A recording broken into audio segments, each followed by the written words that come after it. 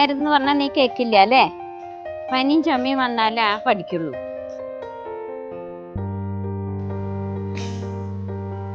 സാരില്ല കേട്ടാ. എൻ്റെ മോന് ഇനി പനി വരാതിരിക്കാനുള്ള സൂത്രം അച്ഛമ്മയുടെ കയ്യിലുണ്ട്.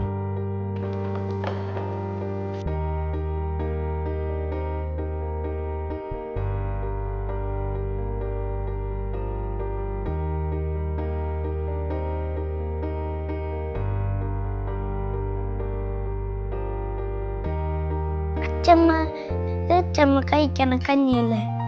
ഉയർവനിന്ന് കിട്ടുന്ന കർക്കിടക കഞ്ഞിയാ. അച്ചമ്മയ്ക്ക് മാത്രല്ല എല്ലാ പ്രായക്കാർക്കും നല്ലതാ.